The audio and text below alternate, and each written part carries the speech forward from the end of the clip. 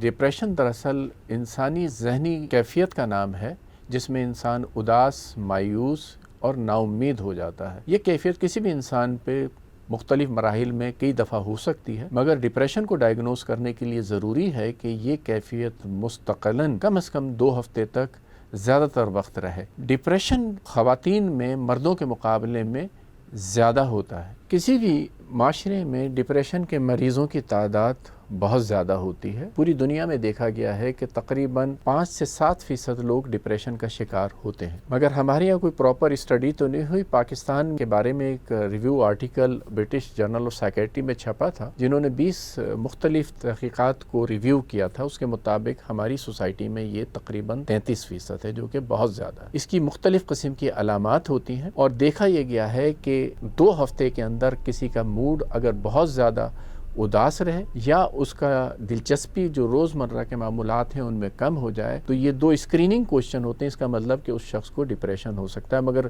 2 ہفتے کے اندر۔ اگر کسی شخص میں ان دونوں میں سے کوئی ایک علامات موجود ہے تو پھر اس کا دوسری علامات جو ہیں ان میں اس کی بھوک کا تبدیل ہو جانا، اس کی کنسنٹریشن کا خراب ہو جانا۔ دیکھا یہ گیا ہے کہ بہت سے مریض آتے ہیں اور وہ کہتے ہیں کہ جی میری یادداشت خراب ہو گئی ہے۔ اصل میں ان کی کنسنٹریشن خراب ہوتی ہے، جس کی وجہ سے چیزیں رجسٹر نہیں ہوتی اور ان کو لگتا ہے ان کی یادداشت خراب ہو گئی۔ لوگوں کا کانفیڈنس خراب ہو جاتا ہے۔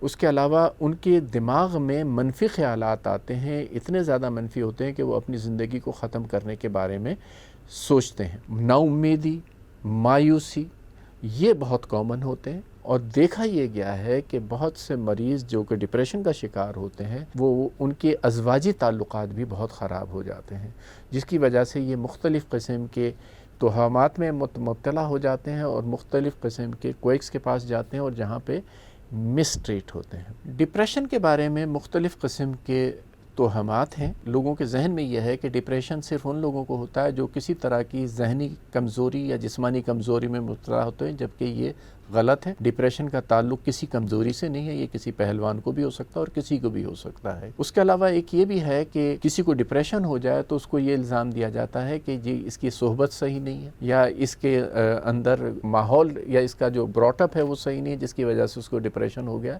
یہ سب غلط ہے، بلکہ ہمارے معاشرے میں ایک بہت بڑی یہ بھی توہمات ہے کہ اس طرح کے لوگوں کو یہ کہا جاتا ہے کہ یہ ان پہ کوئی آسیب ہو گیا ہے، جادو ہو گیا ہے، یا اس طرح کے مسکنسیپشن سوسائٹی کے اندر بہت کامن ہے، جبکہ یہ غلط ہے۔ ڈپریشن کسی کو بھی ہو سکتا ہے اور دیکھا یہ گیا ہے کہ عام طور پہ وہ لوگ جو کسی بیماری سے میں مبتلا ہوتے ہیں ان میں ڈپریشن بہت زیادہ کامن ہوتا ہے۔ اس کا جاننا ایسے لوگوں میں بہت ضروری ہے، کیونکہ اس کی وجہ سے وہ فزیکل بیماری جس میں ڈپریشن ہو گیا ہے وہ اس کا علاج اور زیادہ مشکل ہو گیا ہے۔ تحقیق یہ بتاتی ہے کہ اگر کسی کو ڈپریشن ہو جائے تو اس بیماری کا علاج جو ہے کئی گنا زیادہ مشکل ہو جاتا ہے۔ ڈپریشن بالکل قابل علاج مرض ہے اور اس کا ایک علاج ممکن ہے، اور اس کے علاج کی جو ایک بہت بڑی خصوصیت یہ ہے کہ جتنا جلدی آپ ڈاکٹر کے پاس جائیں گے، اس کا علاج کرائیں گے، اتنا بہتر ہو جائیں گے، کیونکہ دیکھا یہ گیا ہے کہ ڈپریشن کے اندر جسم میں کورٹیسول اور ایسی رطوبت پیدا ہو رہتی ہیں جو دماغ کے لیے نقصان دہ ہیں اور دماغ کو ڈیمیج کر رہی ہوتی ہیں، جبکہ علاج کے ذریعے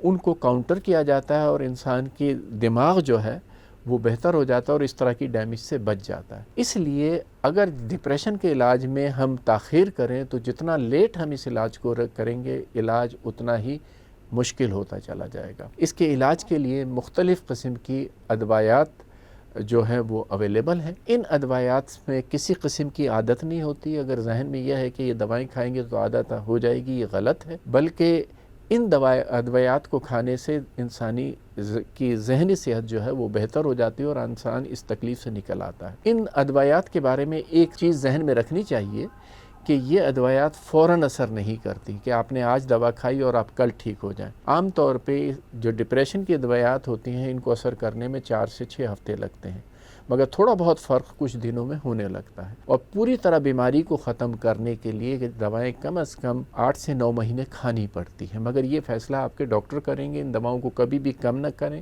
اور کبھی بھی ان کو بڑھائیں نہ۔ یہ دوائیں کبھی بھی اس طرح سے استعمال نہ کریں کہ جب تکلیف ہو گئی تو آپ کھا لیں، یہ دوائیں کوئی فائدہ نہیں کریں گی۔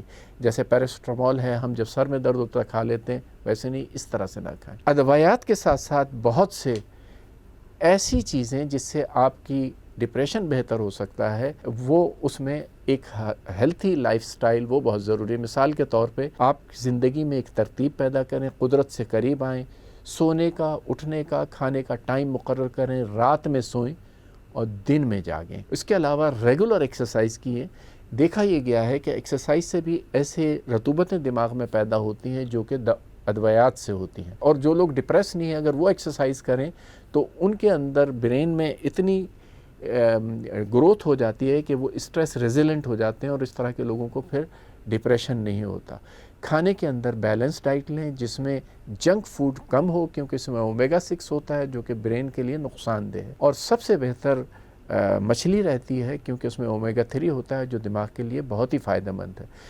دیکھا یہ گیا ہے کہ خاندان میں رویے ڈپریشن کے مریض پر ایک بہت مثبت اثر ڈالتے ہیں، تو ڈپریشن کے مریض جو ہیں ان کے ساتھ مثبت رویے اپنائیے، ان کے قریب آئیے، ان کے ساتھ پیار محبت سے رہیے، کیونکہ یہ وقتی کیفیت ہے، اگر اس کا علاج ہوگا تو وہ اس کیفیت سے نکل آئیں گے اور مستقل ایک بہت ہی فعال اپنا کردار ادا کر سکیں گے۔